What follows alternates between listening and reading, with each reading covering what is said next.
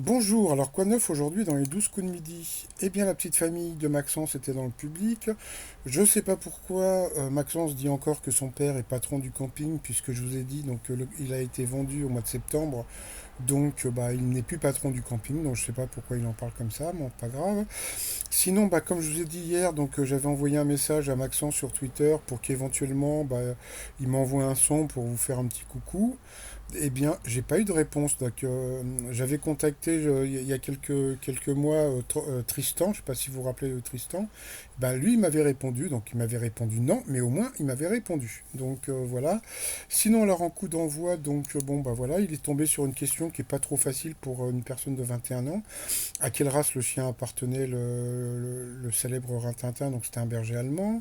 Ensuite, alors vous aviez donc la jolie Audrey de Royan, vous aviez Franck de la Marne, et vous aviez aussi la jolie Virginie du Var.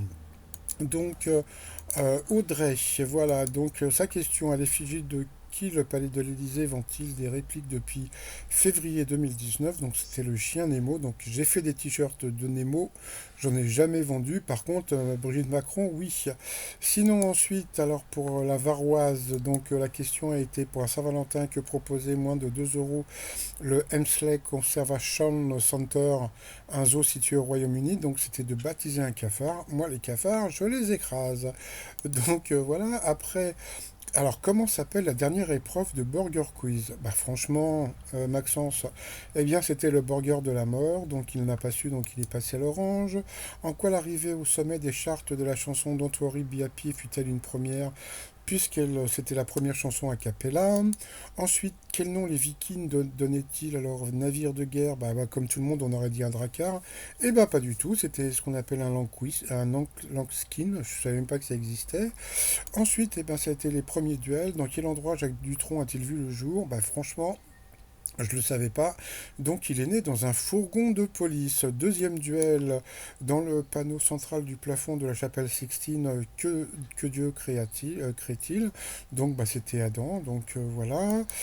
Ensuite, eh bien, en coup fatal, Audrey aurait très bien pu gagner, mais je ne sais pas pourquoi. Il y avait plein de questions qui étaient hyper simples.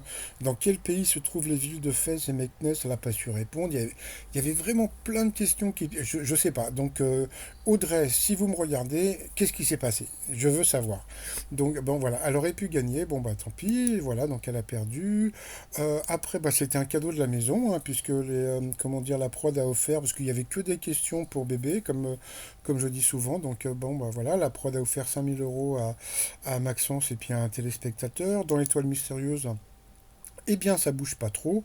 Donc, bah, c'est toujours Chuck Norris qui sera trouvé, je vous ai dit, donc le 12 mai. Et puis, bah, les t-shirts du jour. Alors, le tablier, je ne peux pas, il y a Burger Quiz que Maxence devrait m'acheter puisqu'il ne savait pas qu'à la fin, c'était le burger de la mort. J'en ai rien à foutre.